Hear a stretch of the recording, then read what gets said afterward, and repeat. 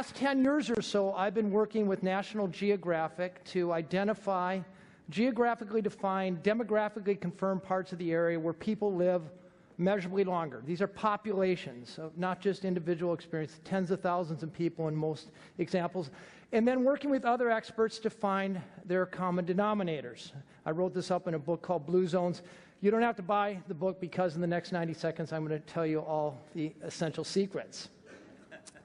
No matter where you go in the world, whether it's Okinawa, Japan, Sardinia, Italy, the Highlands, the Nicoya Peninsula of Costa Rica, Ikaria, Greece, among the Seventh-day Adventists, you see the same 9 things happening over and over and over among the longest-lived people. A lot of these things are very intuitive. Eating a plant-based diet, low and simple carbohydrates, high in things like beans and nuts. The ever-popular prescriptive to have a couple glasses of wine a day. And no, you can't save up all week long and have 14 on the weekends. People actually ask me that. But the really cool findings come from the counterintuitive things. Do you know that people who have a strong sense of purpose and who can articulate it live about 7 years longer than people who don't? People who belong to a faith-based community and actually show up 4 times a month live 4 to 14 years longer than people who don't. And none of the longest-lived people in the world, and I interviewed 253 of them, ever exercised in the way we think of exercise. They did, however, live in environments that constantly nudge them into physical activity. They burnt about 5 times as many calories as we do in non-exercise physical activity. They lived anywhere from 7 to 11 years longer than we did, with a fraction of the rate of chronic disease. These are populations. One of them is even an American population that lives a decade longer than the rest of us.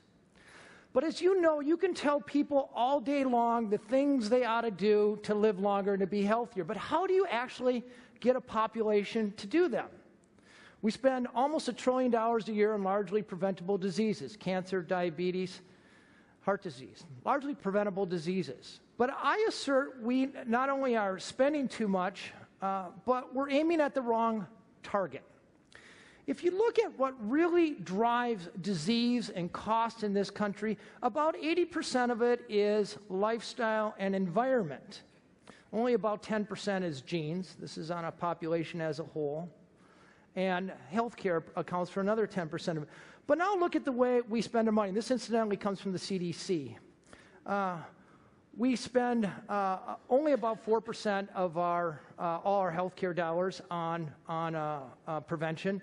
And then we spend 88% of them on cleaning up the problem after the problem has happened. We're aiming at the wrong target.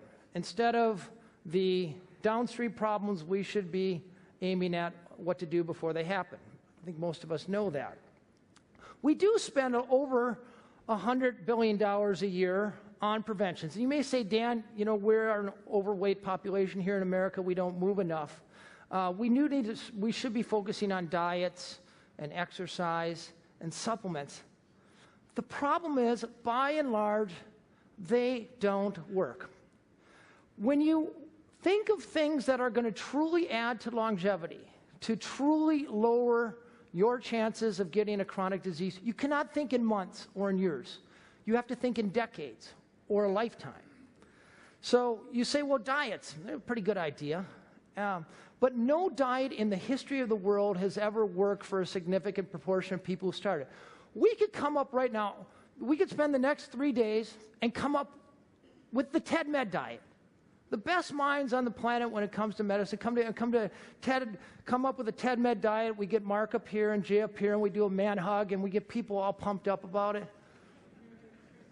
But the reality of diets, if 100 people start a diet today, within 7 to 10 months, you'll lose 90 of them. And within the next 2 years, you'll lose all but about 5% of them. So when it comes to a long-term strategy, diets don't work. No diet in the history of the world.